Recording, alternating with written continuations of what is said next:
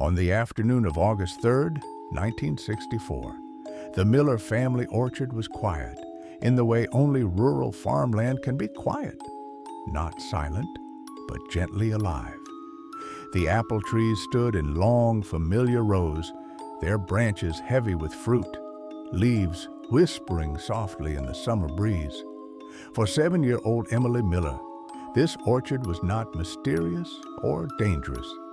It was home, a place where she had played hide and seek, counted birds, and helped her family collect fallen apples since she could walk. That afternoon, Emily followed her older brother Thomas between the rows, her small wicker basket bumping against her knees as she filled it with apples that had fallen to the ground. Thomas later said she was talking non-stop, asking whether she could keep the biggest apple she found, whether their mother would bake another pie, whether she could name one of the trees after herself. He told investigators that Emily laughed when he told her she could name a tree, but only if she promised not to climb it again.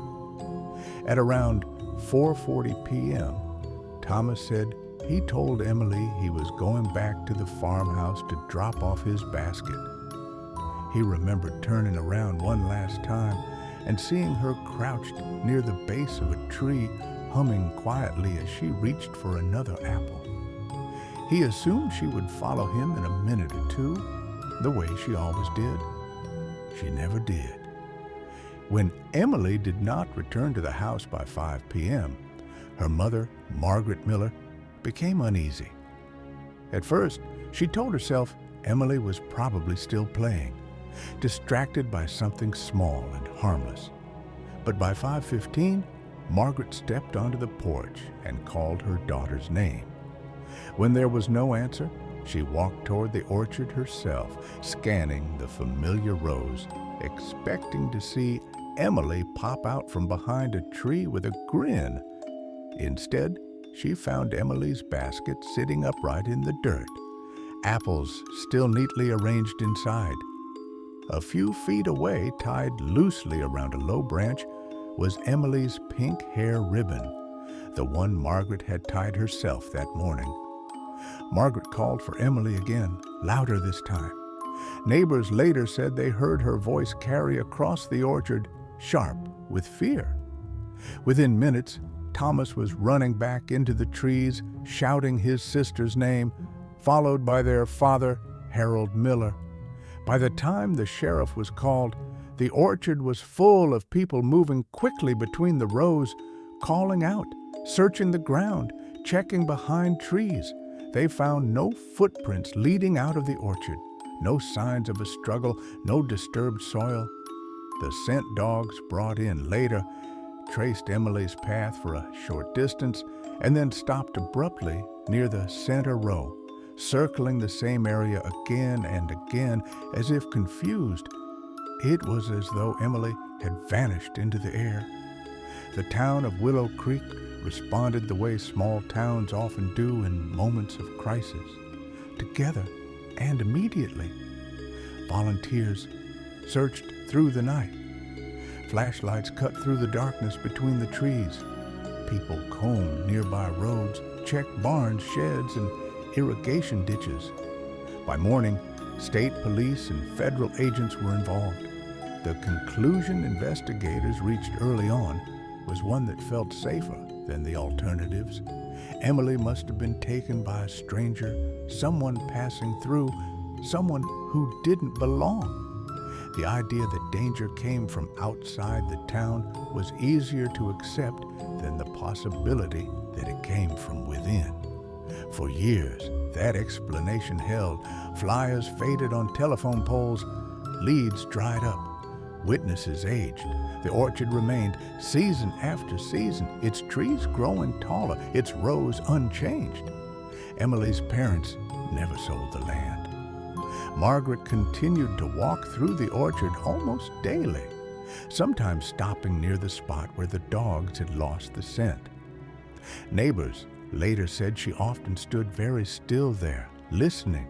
In 1964, several people mentioned something strange to investigators, though none of them insisted on it strongly enough to change the direction of the case.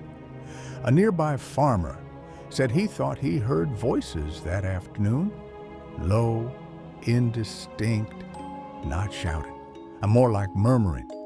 Another neighbor described hearing what sounded like someone speaking softly as though calming a child. At the time, these statements were dismissed. Wind through leaves, imagination, stress. Decades passed. Margaret Miller died in 1988. Harold Miller followed in 1995. Thomas moved away, started a family of his own, and rarely spoke publicly about his sister. Emily Miller became a name spoken in the past tense, a tragedy folded into the town's history. But the evidence never disappeared. In 2017, a newly formed cold case unit reopened Emily's file. Advances in forensic science had changed what was possible. Items once considered useless could now speak. Among those items was Emily's pink hair ribbon. Carefully preserved, untouched for more than 50 years, the ribbon was sent to a forensic lab capable of extracting trace DNA from decades-old fabric.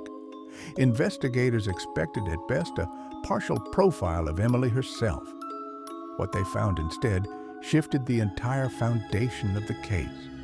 The ribbon carried 2 DNA profiles. One belonged to Emily. The second belonged to an adult female, not male, not unidentified, female. The discovery forced investigators to confront a question no one had seriously asked in 1964. If Emily had been taken, why was another woman's DNA on the ribbon, and why had it never been removed or disturbed? As the investigation deepened, forensic analysts examined the soil residue found on Emily's shoes, which had also been preserved. Modern soil comparison techniques revealed something equally unsettling. The soil embedded in the soles did not match the general orchard floor. Instead, it matched a specific patch near the old irrigation shed at the far edge of the property, a place children were warned not to play. Beneath that patch of ground was an old disposal pit, dug decades earlier, before environmental regulations existed. It had been covered and forgotten, used only briefly, and then abandoned. Investigators returned to witness statements from 1964. One neighbor, interviewed again more than 50 years later, said that on the afternoon Emily vanished, she remembered hearing a woman's voice in the orchard, not shouting, but speaking low and urgently. At the time, she assumed it was Margaret calling Emily back to the house. Now, she wasn't so sure. The female DNA profile from the ribbon was uploaded into a genetic genealogy database. In 2019, a match came back. It belonged to Margaret Miller, Emily's mother. At first, investigators assumed contamination. After all, Margaret had dressed her daughter that morning. She had tied the ribbon herself. But further analysis told a different story.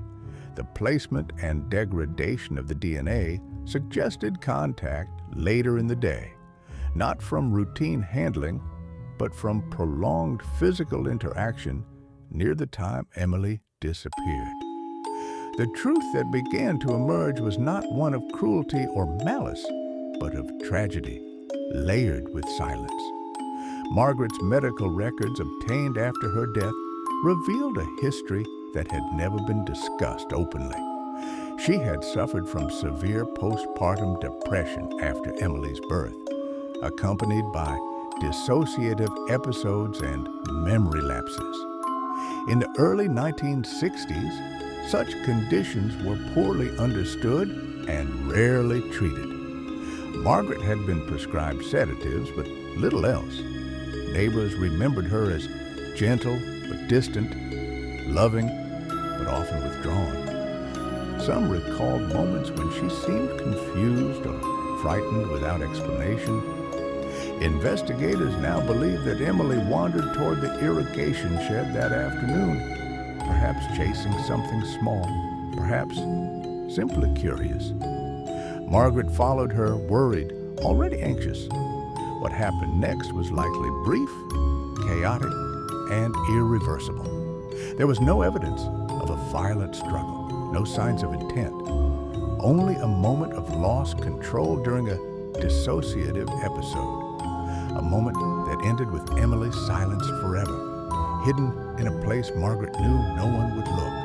Margaret never confessed, but after her death, a journal was found among her belongings. The entries were fragmented, often poetic, sometimes unsettling. She wrote about the orchard listening, about trees remembering, about keeping quiet so the ground would stay still.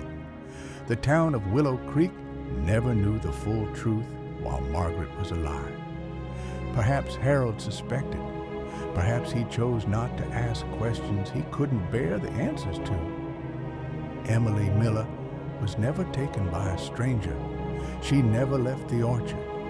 She was lost in a moment shaped by fear, illness, and a silence that lasted more than half a century. Cold cases don't always reveal monsters hiding in the dark. Sometimes they reveal how fragile ordinary lives can be, and how easily a tragedy can be buried when no one knows how to speak about it. And even now, when the orchard is quiet, some residents say the wind moving through the apple trees sounds less like rustling leaves and more like whispers that never quite fade.